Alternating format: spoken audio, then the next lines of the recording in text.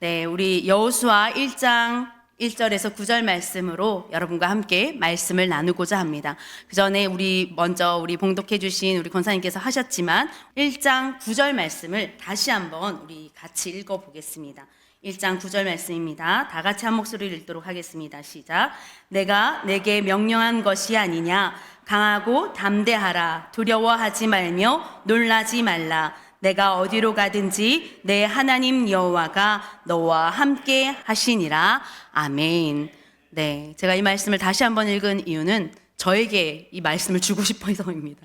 제가 지금 무지 두렵고 떨리는 마음으로 이 자리에 서 있기 때문에 혜수가 두려워하지 마라. 하나님이 너와 함께 하신다. 이 말씀을 저에게 좀 선포하고 싶어서 이 말씀을 읽고 우리 성도님들과 함께 말씀을 나누고자 합니다.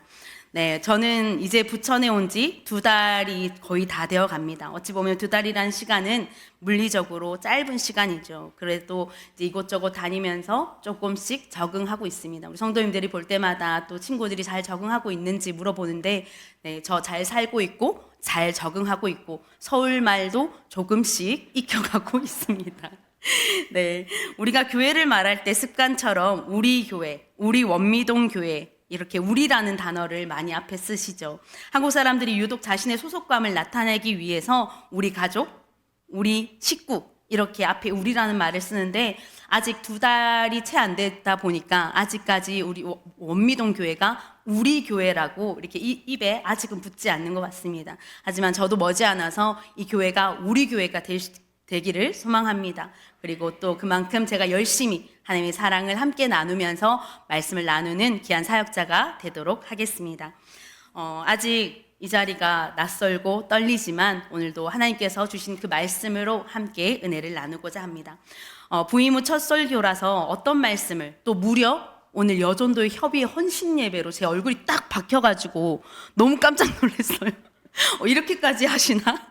하고 제가 어디 외부 강사로 초청된 것도 아닌데 그냥 부목사인데 이렇게 현수막에 막 걸리듯이 얼굴이 딱 있으니까 아무 말씀이나 전할 수는 없고 많이 기도하면서 고민하다가 이 말씀이 제 마음속에 딱 물에 뭐가 떠오르듯이 딱 떠올랐습니다. 이 말씀은 저에게도 아직 특별한 말씀인데요. 이전에 경주 중앙교회를 사임하면서 사임 설교로 했던 말씀이기도 합니다. 저에게 주셨던 말씀이시고 또 새로 시작하는 출발하는 저에게 하나님께서 주셨던 말씀이기에 오늘 26년도를 처음 시작하는 우리 여전도의 협의회 회원들과 이 말씀을 다시 한번 나누고자 이 말씀을 들고 섰습니다. 사실 교회가 든든히 서 있는 이면에는 언제나 여전도에 보이지 않는 눈물과 땀방울이 있습니다. 이것을 부인하는 정도는 아무도 없을 것입니다. 주일 아침 모두가 은혜로운 예배를 기대하면서 올 때 가장 먼저 주방의 뜨거운 열기 속으로 들어가는 것이 바로 여전도의 회원들입니다. 예배가 끝난 뒤 모두 기쁘게 교제하며 나누며 돌아갈 때도 마지막까지 남아서 산더미 같은 설거지를 하고 뒷정리를 하는 분들도 바로 여전도의 회원들이십니다. 교회 구석구석 청소하는 손길들, 또 아픈 성도의 손을 잡아주는 신방, 그리고 아무도 모르게 강단 뒤에서 엎드리며 기도하며 우는 그 울음 소리가 바로 우리 여전도의 회원분들이십니다. 성도 여러분, 이것은 결단코 당연한 일이 아닙니다. 누군가의 귀한 시간이고 또 누군가의 고된 노동이며 누군가의 소중한 삶의 일부를 떼어드린 거룩한 산 제사인 줄 믿습니다. 그렇게 때로는 헌신의 현장에서 이런 질문들이 생기곤 합니다. 왜 나만 이렇게 해야 되지? 나 말고도 할 사람 많은데 또 내가 이 일을 하고 있네? 굳이 내가 이것까지 해야 되나? 라는 이런 생각 하신 적 있으시죠? 다 마음속으로 아멘 하고 계신 줄 아는데요. 저도 사역하면서 이런 생각을 왜 안 하겠습니까? 우리 모든 교회의 직분자들이 다 한 번쯤은 이런 생각과 이런 마음이 듭니다. 그래서 연말이 되면 다 내려놓으리라 다짐하면서도 또다시 이 자리에 이렇게 와서 헌신을 다짐하는 사랑하는 성도들이 있기에 하나님은 여러분을 오늘도 동력자로 세우신 줄 믿습니다. 이런 생각은 결단코 나의 믿음 없음에서 나오는 생각이나 마음이 아닙니다. 그저 우리는 연약한 인간이기에 누구나 이런 마음을 들 수 있고 이런 생각을 할 수 있다는 것입니다. 그런 마음의 자리에 오늘 하나님께서 여호수아를 통해 또 우리에게 말씀하여 주십니다. 오늘 본문 여호수아 1장은 거대한 전환점을 맞이하게 됩니다. 이스라엘의 위대한 지도자 모세가 죽었습니다. 40년 동안 광야를 이끌던 큰 산이 사라진 것입니다. 그 빈자리를 이어받은 여호수아의 마음이 어땠을까요? 이제 모든 것을 다 내가 감당하고 그 앞에 선방에 서서 모든 이스라엘 민족들을 이제 완전히 새로운 땅, 가나안 땅으로 들어가야 합니다. 하나님께서 여호수아에게 계속해서 이렇게 말씀하십니다. 강하고 담대하라, 두려워하지 말라. 왜 이런 말을 하고 있을까요? 바로 여호수아가 떨고 있기 때문이었겠죠. 여기서 우리가 주목해야 할 단어가 있습니다. 바로 히브리어로 하자크라는 강하다라는 뜻입니다. 말의 원뜻은 단순히 힘이 세다라는 것이 아니라 단단히 붙잡다, 손에 힘을 꽉 주어지다라는 뜻입니다. 즉 하나님이 강하라고 하신 것은 너에게 있는 용기를 짜내어서 강하고 담대해야 돼라고 말하는 것이 아니라 여호수아야, 내 손을 꽉 붙잡아라. 하나님의 손을 꽉 붙잡으란 말이죠.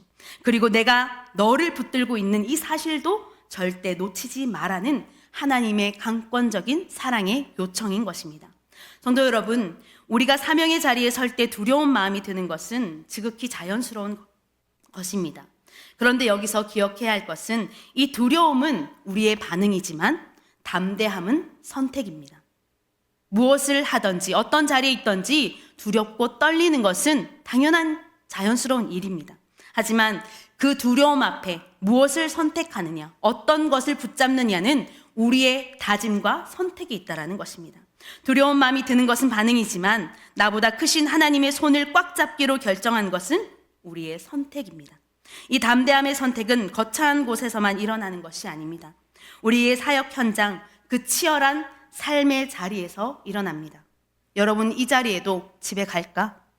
집에 가서 좀 쉴까? 아니야, 오늘 오후 예배 찬양을 드리고 가야지. 이것도 우리의 선택이잖아요.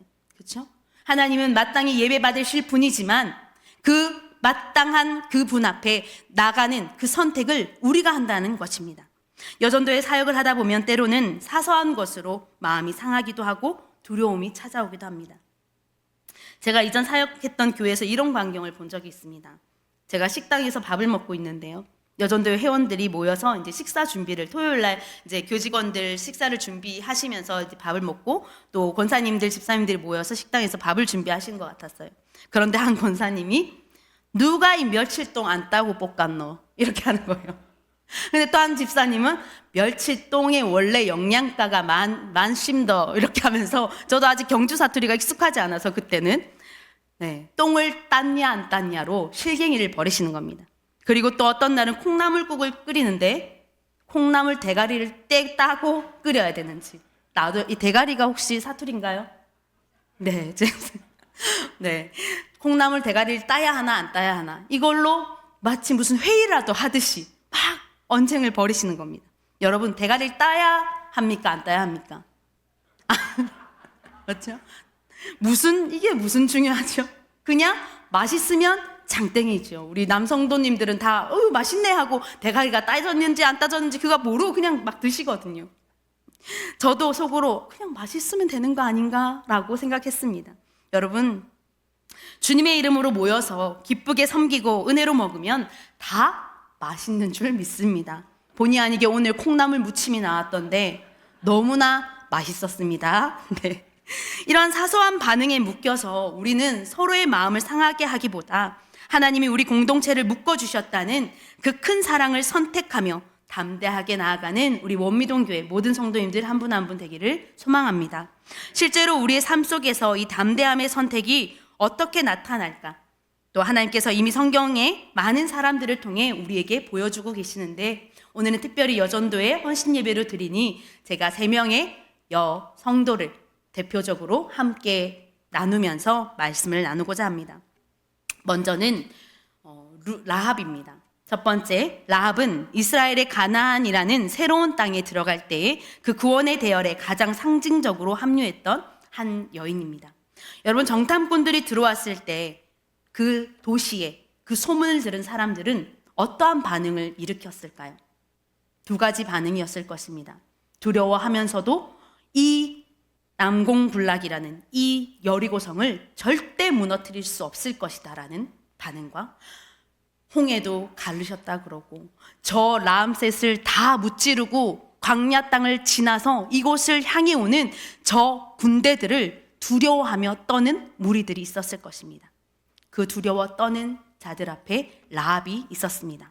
고고학자에 따르면 성벽 두께만 수미터에 달았고 그 성벽 위에 집을 지을 정도로 여리고성이 그렇게 튼튼했다고 합니다. 여리고 사람들은 다 벌벌 떨면서도 이 견고한 성벽은 절대 무너질 리가 없다라고 생각하며 이 성벽이 우리를 지켜줄 거라 확신했을 것입니다. 이게 세상이 말하는 상식적인 반응입니다. 눈에 보이는 성벽, 두꺼운 성문, 강력한 군대를 믿는 것이죠. 그런데 라합은 그 두꺼운 성벽 위에 살면서도 전혀 다른 것을 보고 있었습니다. 사랑하는 성도 여러분, 오늘날 우리에게도 여리고의 성벽이 있습니다. 통장의 잔고가 두둑해야 내가 안전하다. 내 자녀가 남들보다 앞서가야 내 미래가 안전하다. 건강검진 결과가 깨끗해야 내 삶이 안정되다. 우리는 끊임없이 눈에 보이지 않는 성벽을 쌓는 유혹과 압박 속에 살아가고 있습니다. 그리고 그 성벽이 조금이라도 흔들리면 금세 두려움이라는 반응에 휩싸이게 됩니다. 하지만 라합을 보시기 바랍니다. 그녀는 눈에 보이는 견고한 성벽보다 보이지 않는 하나님의 소식을 더 신뢰하기로 선택하였습니다. 여호수아 2장 11절 말씀에 그녀는 이렇게 고백합니다. 우리가 듣자 곧 마음이 녹았고 너희로 말미암아 사람이 정신을 잃었나니 너희의 하나님 여호와는 위로는 하늘에서도 아래는 땅에서도 하나님이시니라 라고 고백하고 있습니다. 라합은 성벽이 자신을 지켜주는 것이 아니라 이 세상을 다스리시는 하나님만이 나를 살릴 수 있다라는 사실을 꿰뚫어 본 것입니다. 성도 여러분, 그리고 여전도의 모든 회원 여러분, 우리가 섬김의 자리에서 보면 세상의 성벽이 너무나 커 보입니다. 내가 지금 교회 일하면서 시간 보낼 때인가? 내 집 성벽 쌓기도 바쁜데 내가 지금 뭘 하고 있나? 이런 생각을 할 때가 있다라는 것입니다. 그러나 기억하십시다.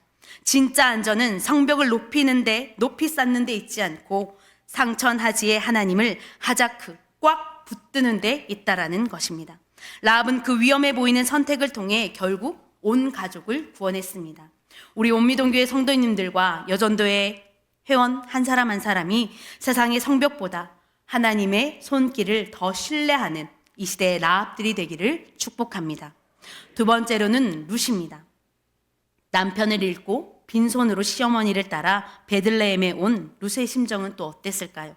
룻기 1장 4절을 보면 엘리멜렉의 두 아들인 말론과 기럧의 모압 여인 롯과 오르바와 결혼하여 거주한 지 10년쯤에 두 사람이 모두 죽었다라고 기록되어 있습니다.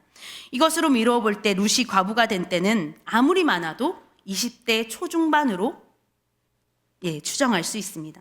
그녀는 충분히 그냥 그곳에 모압에 남아서 살았다면 새로운 인생을 살면서 새 출발할 수도 있었을 것입니다.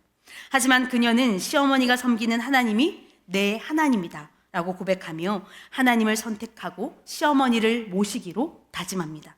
그 결과 그녀를 기다린 현실은 차디찬 가난이었습니다. 아침에 일어나 남의 밭으로 이삭을 주우러 나가는 룻의 발걸음을 상상해 보십시오. 동네 사람들의 온갖 수군거리는 소리가 들렸을 것입니다.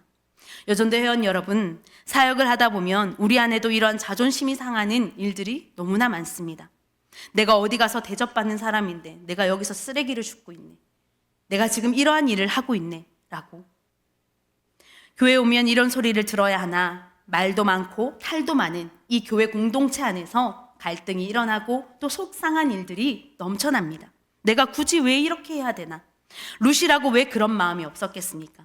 하지만 룻은 자기 자존심이라는 반응에 머무르지 않고 하나님께서 맡겨주신 시어머니를 돌보겠다는 사명을 선택한 것입니다.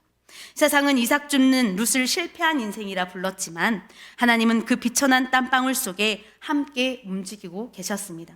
세상은 교회의 모든 성도들을 향해 비웃고 바보라고 손가락질하지만 그 바보 같은 이 착한 성도들을 통해 하나님은 하나님의 나라를 세워가는 줄 믿습니다. 여러분들이 남모르게 닦는 예배당의 의자들, 이름 없이 준비하는 작은 섬김들이 세상의 눈에는 이삭 줍기처럼 작게 보일지 모릅니다. 하지만 기억하십시다. 하나님은 그 이삭 줍는 룻을 통해 다윗 왕을 예비하셨고 마침내 메시아의 계보를 잇는 영광을 주셨습니다. 자존심보다 부르심을 선택하는 여러분의 그 한 걸음이 우리 원미동 교회의 영적 토양을 비옥하게 만드는 줄 믿습니다. 아멘. 마지막으로 신약에 등장하는 브리스가입니다. 로마서 16장 3절에서 4절 말씀에 보면 너희는 그리스도 예수 안에서 나의 동역자들인 브리스가와 아굴라에게 문안하라. 그들은 내 목숨을 위하여 자기들의 목숨까지도 내놓았나니 나뿐 아니라 이방의 모든 교회도 그들에게 감사하느니라 라고 바울은 고백합니다. 여러분, 성경에 브리스길라 또는 브리스가와 아굴라라는 이 부부 이름이 나오는데 누가 아내고 누가 남편일까요? 제가 앞에 이미 답을 말씀드렸죠. 네. 그런데 이상한 점이 있습니다. 당시 가부장적 사회에서는 정말 파격적인 일이 아닐 수 없습니다. 그만큼 그녀의 영적 리더십과 헌신이 탁월했다는 증거겠죠. 아굴라와 브리스가가 아니라 브리스가와 아굴라, 여성의 이름이 먼저 등장한다는 것입니다. 바로 이 여성이 너무나 영적으로 이 교회에 많은 일들을 감당하고 있었다는 거죠.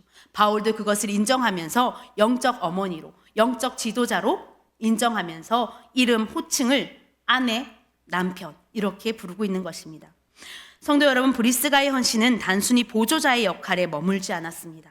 바울도 이들 부부를 부를 때 아내인 먼저 브리스가를 호명할 만큼 그가 교회에서도 큰 영향력을 가지고 있었다는 것을 알 수 있습니다. 또한 그녀는 당시 최고의 학자였다라고 불리우는 아볼로가 복음을 전할 때 무언가 부족함이 느껴지자 그녀를 따로 불러다가 하나님의 도를 정확하게 가르칠 만큼 영적 실력도 갖춘 여인이었습니다. 우리는 종종 여전도의 사역을 교회 뒤에서 말없이, 아무 말 없이 그냥 수고하는 뒷바라지 정도로 생각하곤 합니다. 목사님 사역하는데 옆에서 돕는 거지 뭐. 말 없이 그냥 아무도 몰라줘도 그냥 뒤에서 조용히 섬기면 돼. 네, 이것도 물론 맞죠. 하지만 브리스길라는 바울의 선교 사역이 활발하게 진행될 수 있도록 만드는 영적 엔진의 역할을 하였습니다. 그녀가 자기 집을 교회로 내놓고 목숨을 걸고 바울의 방패가 되어 주었을 때 비로소 로마 복음화의 길이 열린 것처럼 여전도의 협의회 여러분, 여러분이야말로 브리스가와 같은 사람들입니다. 원미동교회의 기도의 흐름을 주도하고 성도들을 말씀으로 권면하며 목회자와 발맞춰 하나님의 나라를 확장해 나가는 정의 요원들임을 잊지 마시기 바랍니다. 여러분의 영적 엔진이 힘차게 돌아갈 때에 우리 원미동교회라는 거대한 배가 거친 파도를 뚫고 전진하게 될 줄 믿습니다.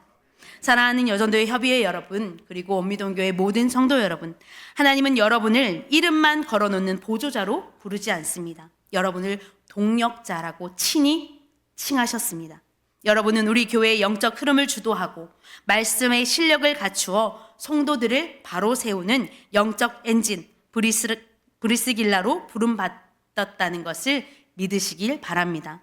여러분, 브리스가와 브리스길라가 같은 이름이라는 거 아시죠? 네, 따로 설명드리지 않아도 브리스가가 로마의 정확한 명칭이고 브리스길라는 애칭의, 그러니까 약간 별명 같은 호칭이었다는 거죠. 여전도의 사역은 결코 가볍지 않습니다. 주방에서의 뜨거운 열기나 예배당 구석구석을 닦는 손길들, 또 성도들을 향한 깊은 중보기도, 이 모든 것은 여러분의 삶을 떼어드린 거룩한 헌신이라는 것입니다. 하지만 그 사역의 자리에서 때로는 지치고 때로는 나만 손해보는 것은 아닐까라는 두려운 반응이 올 때 오늘 본문의 약속을 기억하시기 바랍니다. 어떤 약속이시죠? 강하고 담대하라. 이 말은 내 힘을 쥐어짜라는 독촉이 아니라 앞에서 말씀드렸듯이 담대하라가 뭐였죠? 하자크.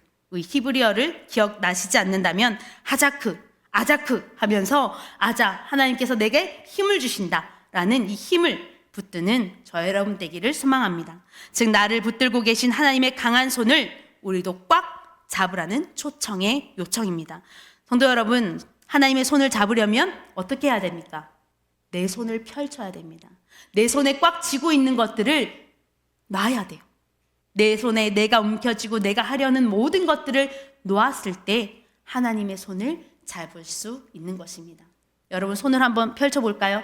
손을 펼치고 다시 하나님의 손을 꽉 잡으시는 하자크가 되기를 소망합니다.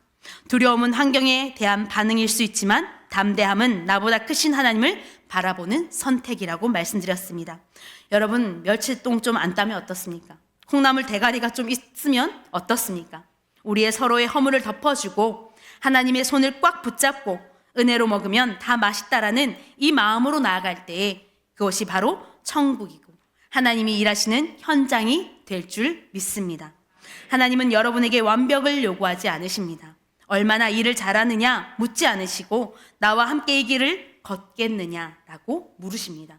하나님은 여러분 곁에 가만히 서서 계시는 분이 아니라 여러분의 사역 현장에서 동일한 목적을 향해 함께 움직이시는 임마누엘의 하나님이신 줄 믿습니다.